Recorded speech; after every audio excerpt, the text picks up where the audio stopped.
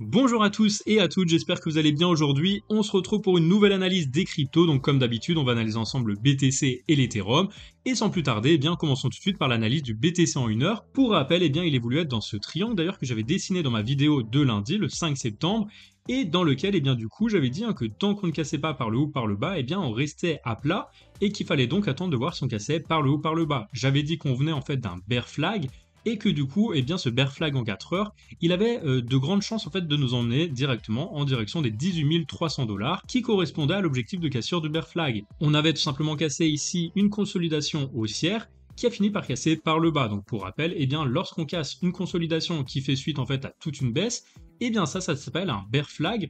On prend donc la hauteur du drapeau, qu'on reporte à l'endroit où on a rebondi en dernier, et puis ça nous donne l'objectif ici aux alentours des 18 345 $. Donc ça, c'est toujours l'objectif qui est pour moi en cours, l'objectif qu'on devrait viser du coup dans les prochains jours ou les prochaines semaines. Maintenant, si on revient au graphique en 1 heure, du coup, j'avais dit qu'il y avait de fortes chances de casser ce triangle par le bas, et du coup, c'est ce qu'on a fait. On a cassé par le bas, on allait chercher l'objectif à 18 795 $. Je l'avais d'ailleurs énoncé ici, les 18 795 $. J'avais dit qu'il y avait de fortes chances, étant donné qu'ici on avait ce niveau ici intermédiaire, donc le milieu du range rectangulaire, ici délimité par cette borne haute et cette borne basse, dans lequel du coup on avait de fortes chances de casse à la baisse, étant donné qu'ici ça agissait en résistance. Et comme vous pouvez le voir maintenant, on a bien eu encore une fois un retest de cette résistance avant de finalement être entraîné à la baisse. On n'a pas réussi à le casser en clôture, et du coup on allait chercher un nouveau plus bas dans le marché. Donc ça c'est fait, on allait chercher l'objectif. Maintenant pour moi le prochain objectif c'est les 18 345 $. Et alors attention, parce que ça c'est un premier objectif, mais on a cassé quelque chose de plus important en daily. Je vais du coup passer sur un autre graphique, ça va être le BTC USDT, donc sur Bybit. Et du coup, vous allez voir qu'en daily, on a un graphique un peu plus grand qui a été encore une fois cassé et qui pourrait ressembler là aussi à un bear flag. Donc pour moi, on a cassé ça il y a quelques jours déjà. Pourquoi je ne l'ai pas annoncé? Tout simplement parce qu'on avait ici ce niveau en support qui tient toujours d'ailleurs. J'ai dessiné ce niveau en support hier sur mon compte Twitter, regardez-moi ça.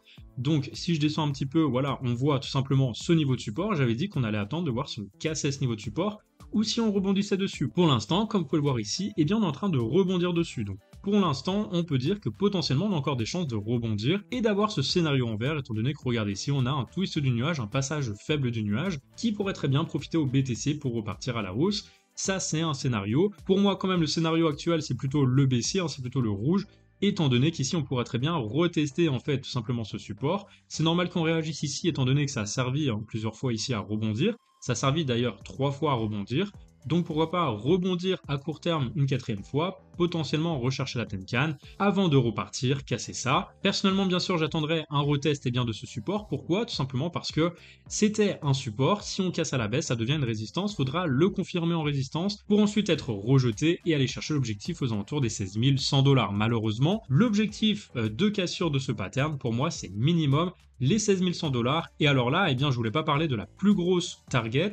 Regardez, on prend tout simplement le drapeau ici, donc la baisse. Ensuite, on la met tout simplement là où on va casser, donc le dernier rebond. Et ça nous donnerait un objectif ici aux alentours des 14 500 $. Donc voilà, pour moi, on a 2 objectifs baissiers qu'on a déclenchés suite à la cassure ici, de cette trendline. Maintenant, on attend simplement de casser, de valider la cassure de ce support, qu'il devienne résistance pour aller chercher le niveau des 16 200 dans un premier temps et puis des 14 500 dans un deuxième temps. Dans tous les cas, vous voyez bien qu'on fait toujours des plus hauts de plus en plus bas et puis des plus bas de plus en plus bas. Donc pour moi, pour l'instant, on n'a rien qui nous dit qu'on va changer de tendance. Donc on vise toujours un nouveau plus bas dans ce marché qui correspondrait à 16 000 et puis à 14 000. Voilà, n'hésitez pas à me dire dans les commentaires ce que vous en pensez. Est-ce que vous pensez plutôt qu'on va rebondir et qu'on va enfin pouvoir repartir vers de nouveaux plus hauts, sachant que quand même, on va pas se le cacher, actuellement, l'actualité économique n'est pas très bonne. On a toujours autant d'inflation, on a maintenant une crise énergétique. Je vois pas comment ça pourrait rebondir sereinement à court terme. Je pense qu'on va aller chercher de nouveaux plus bas avant de repartir. Dans tous les cas, moi je privilégie plutôt la baisse parce que regardez, jeudi à 14h30, on a quoi? On a les inscriptions hebdomadaires au chômage, on a ensuite une conférence de presse à la BCE et puis on a le discours surtout de Monsieur Powell, donc le directeur de la Fed.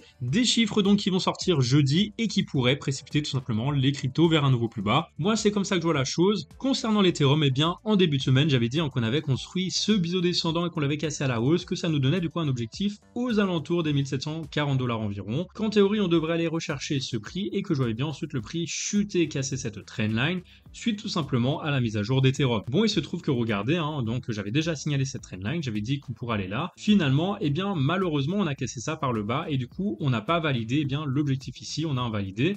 Après, bien sûr, les gens qui étaient rentrés en long ici suite à la cassure, vous êtes quand même, à mon avis, en positif. Ou alors au moins vous êtes sortis sur break-even, étant donné qu'on avait touché au moins plus de 50% de ce trade. Moi, de mon côté, j'avais quand même averti en disant que même si le long se jouait, il fallait faire attention parce que le Bitcoin, lui, était baissier et que donc on avait de fortes chances d'être invalidé ou alors au moins d'être rejeté ici et que ça pouvait correspondre tout simplement à la mise à jour de The Merge qui allait venir dans les prochains jours sur l'Ethereum. Maintenant qu'on a cassé ça, on est très nettement baissier encore parce qu'on fait un nouveau plus haut, plus bas que celui-ci et puis on est en train de faire un plus bas par rapport à celui-ci. Donc on est toujours très nettement en tendance baissière.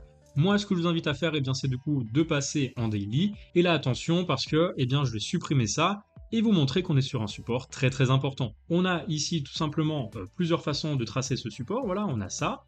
Ensuite, si on ne prend pas en compte toutes les mèches, on a ça.